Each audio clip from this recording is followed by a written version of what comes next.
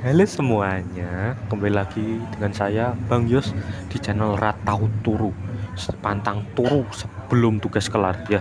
Kali ini kita akan mereview suatu film yang berjudul Aku Ya Sama Love Is War Live Action 2. Nah, film ini bergenre romance komedi yang dimana ceritanya itu mengisahkan tentang seorang ketua OSIS dan wakilnya yang jatuh cinta, akan tetapi mereka tidak mau menembak karena harga diri masing-masing.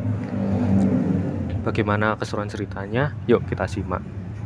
Di awal film, kita diperlihatkan oleh ketua OSIS SMA Shujin, yaitu Shirogane Miyuki, dan seorang wakilnya bernama Shinomiya Kaguya yang membuatkan kopi untuk ketuanya tersebut, dan sekretarisnya bernama Fujiwara Chika, serta bendaharanya yang seorang remaja nolep bernama Ishigami. Waktu Miyuki akan meminum kopinya, dia tersadar bahwa di situ terdapat modal lip cream dari Kaguya. Di situ memang Kaguya ingin ketua atau Miyuki meminum dari cangkir tersebut. Waktu Miyuki masih memikirkan akankah dia meminum dari cangkir tersebut, Kaguya terpikirkan bahwa Miyuki akan mengira bahwa ia adalah seorang yang cabul. Tiba-tiba seorang wanita masuk. Dia bernama Miko Ino. Di situ dia protes karena Miyuki dan Kaguya malah bermesraan. Di scene selanjutnya diperlihatkan bahwa Kaguya yang sedang memanah suatu bola yang menandakan seminggu lagi perayaan festival olahraga akan dimulai. Di situ Ishigami menganggap bahwa festival olahraga merupakan hal yang konyol, dan disitulah mode benci masa muda Ishigami dimulai. Lalu kita diperlihatkan bahwa Miyuki yang akan pergi ke suatu pertemuan. Sebelum pergi, Kaguya sempat menanyainya ingin pergi kemana, akan tetapi Miyuki menjawabnya dengan ingin menghadiri pertemuan sekolah. Di situ Hayasaka menghampiri Kaguya yang tidak tahu bahwa Miyuki akan menghadiri kencan buta. Kaguya berimajinasi Miyuki akan berbaur dengan wanita lain selain dirinya. Di scene selanjutnya diperlihatkan bahwa Ishigami yang ternyata bergabung dengan klub pemandu sorak.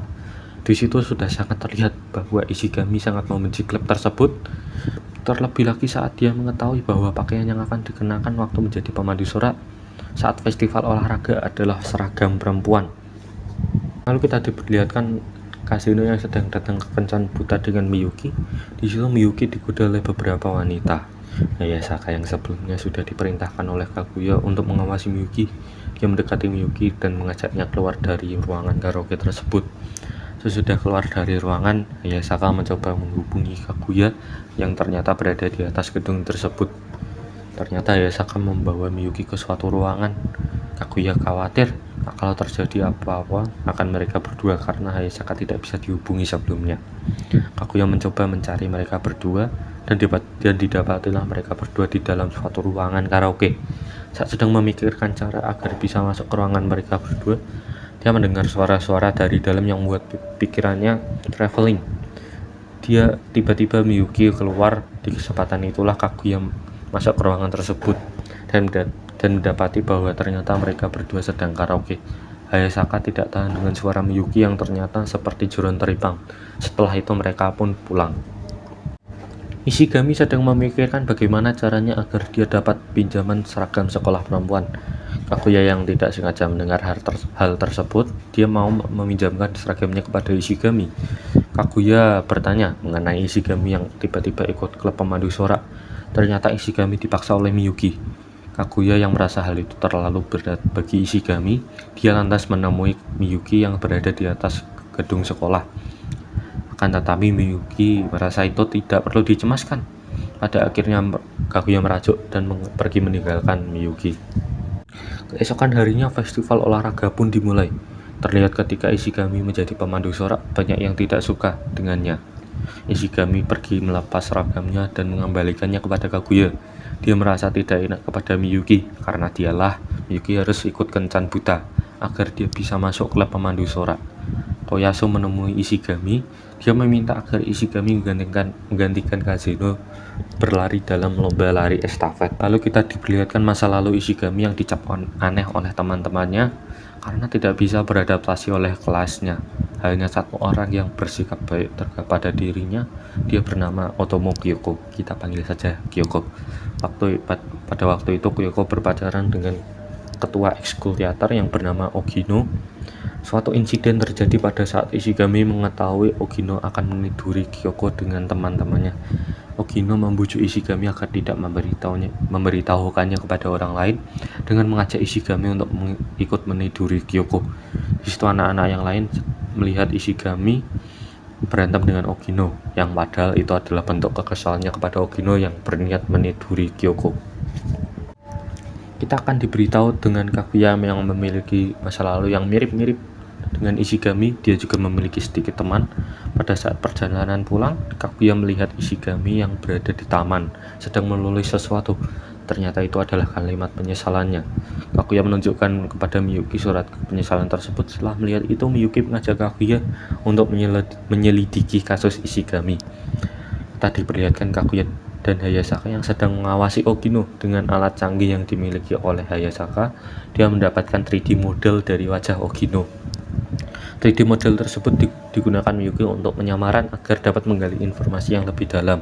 Sesudah itu, Miyuki dan Kaguya dan Ishigami yang berada di taman memberikan hasil laporannya kepada Ishigami. Pada saat berlari, Ishigami sangat bersemangat karena dia bertekad untuk membuktikan dirinya tidak aneh. Di situ Miyuki, Kaguya, Chika, termasuk Ino yang awalnya membenci Ishigami ikut menyemangati Ishigami. Akan tetapi sayangnya Ishigami mendapatkan posisi kedua. Teman-temannya yang dari pemandu sorak mencoba menyemangatinya.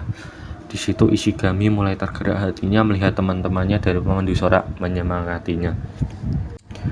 Pada malam harinya, Kaguya menemui Miyuki untuk meminta maaf. Lalu Miyuki mengajak Kaguya untuk melihat bulan. Lalu kita diperlihatkan cerita putri Kaguya dari zaman Heian. Diperlihatkan bahwa putri Kaguya memberikan suatu obat kepada seorang pria yang dicintainya, akan tetapi pria tersebut malah membakar obat tersebut. Kembali ke Miyuki dan Kaguya. Miyuki menyimpulkan ada makna terselubung. Dia beranggapan bahwa obat tersebut merupakan suatu surat. Tiba-tiba Kaguya menanyai kepada Miyuki, apabila dia menjadi pria tersebut, apa yang akan dilakukan? Miyuki menjawab bahwa dia tidak akan melepaskan putri Kaguya dan akan mengejarnya hingga ke bulan walaupun perlu waktu yang lama. Kaguya langsung tersipu malu dan dia langsung pergi meninggalkan Miyuki sendirian di atas gedung. Di situ Miyuki tiba-tiba juga ikutan malu setelah dia menyadari dia mengatakan hal yang memalukan di depan Kaguya. Keesokan harinya kita diperlihatkan bahwa ada festival pemberian hati di sekolah itu. Di situ terdapat 2 orang murid yang mewawancarai Miyuki.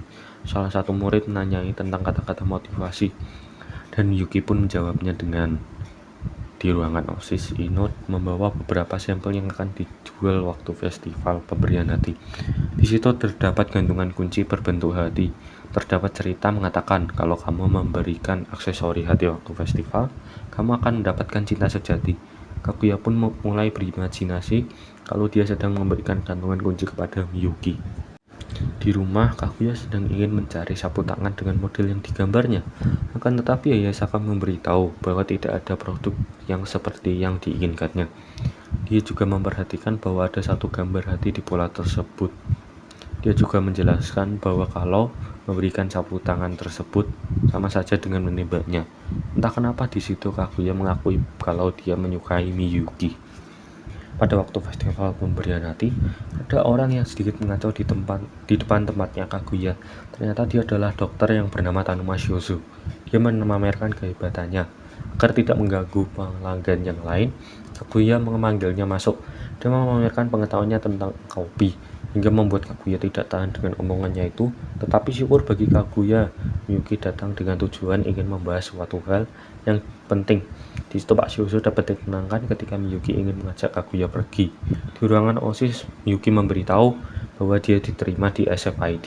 Di ruangan lain, Kaguya menceritakan kepada Hayasaka. Di situ Hayasaka membuat cerita-cerita yang membuat Kaguya berimajinasi dengan liarnya. Pada pagi harinya, jika Ino memberitahu kepada Miyuki, Kaguya, dan Ishigami bahwa balon hati yang akan digunakan untuk hiasan telah dicuri. Ishigami sedih karena acara api unggunnya akan dibatalkan. Akan tetapi Miyuki mengatakan bahwa api unggunnya tidak akan dibatalkan. Di ruang ganti, Kaguya dan Hayasaka merencanakan untuk menyatakan cinta pada Miyuki pada saat penyalaan api unggun. Di Tiba-tiba setelah resmi akan mengakhiri acara tersebut, terdapat kertas beramburan di atas mereka. Ternyata kertas tersebut berisi tulisan yang bertuliskan, "Ku ambil festival budayanya." Di situ jika memberitahu bahwa bola yang berada di atas gedung tiba-tiba menghilang. Tiba-tiba Ino melihat seseorang berada di atas gedung itu. Lalu jika Ino dan Kaguya ke atas gedung untuk memeriksa sang arsen ini, apakah masih berada di atas atau tidak. Setelah mereka memeriksa, mereka menyadari bahwa kertas tersebut berisi jam dunia, dan ternyata kertas yang digunakan adalah kertas organik. Di ruang ganti, Kaguya dan Hayasaka sudah dapat menyimpulkan siapa sang arsen ini. Kaguya langsung buru-buru ke atas gedung untuk menemui orang tersebut. Sambil diiringi lagu, Kaguya berusaha secepat mungkin pergi ke sebuah ruangan, yang dimana ruangan tersebut adalah bagian dari jam yang berada di atas sekolah tersebut. Setelah Kaguya sampai di sana, kita dapat mengetahui bahwa orang tersebut adalah Miyuki. Kaguya yang mengetahui itu adalah Miyuki langsung menanyakan alasan Miyuki melakukan hal ini. Miyuki yang sudah ketahuan memberikan Kaguya hadiah, yaitu dia akan mengabulkan apa saja permintaannya. Di dalam hati, Kaguya selalu ingin bersama Miyuki, karena dialah yang membuat hidupnya lebih berwarna. Dia juga yang sudah baik kepadanya. Selama ini, dia juga ingin Miyuki menyatakan cinta kepadanya. Miyuki yang melihat Kaguya diam saja, dia khawatir dan memberikan jubahnya karena takut kalau Kaguya kedinginan. Dia juga meminta maaf pada Kaguya yang dimana dia sebenarnya tidak ingin merepotkannya.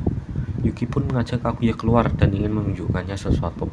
Dia memperlihatkan terdapat sebuah bola besar yang ternyata bola itu adalah bola yang hilang. Yuki mengarahkan bola tersebut ke atas api unggun dan membuat bola itu pecah dan mengeluarkan balon hati yang dicuri kemarin. Yuki mengatakan bahwa inilah perasaannya pada Kaguya. Ternyata Miyuki sudah menyiapkan hal ini dari jauh-jauh hari. Ketika Kaguya mengambil balon, Miyuki pun menyampaikan permintaannya kepada Kaguya, yaitu Miyuki meminta Kaguya untuk masuk SFIT. Akan tetapi Kaguya sudah disuruh untuk masuk universitas internal. Setelah mengatakan hal tersebut, Kaguya memberikan Miyuki sebuah kantung yang berisi gantungan kunci hati. Dia berkata itu adalah obat keabadian untuk Miyuki. Kaguya menagih janjinya karena dia bisa menangkap sang Kaito. Kaguya melakukan hal yang tidak terduga. Sambil melepaskan balon yang ada di tangannya, Kaguya pun mencium Miyuki. Itu berlalu dengan cepat. Tanpa sadar, Miyuki sudah akan meninggalkan mereka. Di situ Ishigami Ino Chika menghampiri Miyuki sebelum keberangkatannya ke Amerika. Entah kenapa setelah peristiwa kemarin, Kaguya tidak menunjukkan diri, dan itu sudah berlangsung selama 4 bulan. Bel kapal berbunyi menandakan Miyuki harus mengucapkan selamat tinggal kepada kawan-kawannya. Hari pertama Miyuki sudah dikejutkan dengan SFIT yang sangat besar. Setelah berkeliling sebentar, Miyuki melihat ada hal yang janggal di situ. Di suatu gedung bertuliskan marga keluarga Kaguya, yaitu Shinomiya. Ternyata salah satu murid memberitahu bahwa gedung itu adalah sumbangan dari wakil ketua. Lantas Miyuki pun memeriksa, ternyata benar saja terdapat Kaguya di sana. Dia pun menanyakan perihal mengapa Kaguya menghilang selama 4 bulan. Ternyata dalam waktu tersebut Kaguya merencanakan untuk dirinya agar masuk SFIT. Kita diperlihatkan dengan Miyuki yang langsung dilantik menjadi ketua baru. Di situ Miyuki menyimpulkan Kaguya suka padanya karena sampai segitunya dengan dia. Dia rela keluar negeri demi Miyuki. Kaguya juga membalasnya dengan kejadian dulu. Dia sampai menyiapkan ratusan balon hati demi dirinya. Setelah perdebatan yang panjang, lalu Kaguya menyuruh Miyuki untuk memberitahukan secara langsung perasaan dia yang sebenarnya. Miyuki terdiam sejenak lalu mencium Kaguya, dan terakhirnya dia mengakui bahwa dia menyukai Kaguya. Mereka saling berpelukan dan film pun tamat. Nah, itu tadi adalah alur cerita dari film Kaguya sama Love is War 2. Bagaimana? Menarik tidak? Kalau menarik ya tonton movie-nya juga. Disarankan nonton movie-nya dulu. Kalau kalian masih gak paham, bisa nonton ini. Nah, bagi kalian yang tertarik untuk konten saya selanjutnya, ya subscribe, monggo. Gak subscribe ya udah, mau like, mau komen lah karepmu. Nah, kalau kalian misalkan mau request film, coba tulis di komentar lah. Wes yo, bye bye.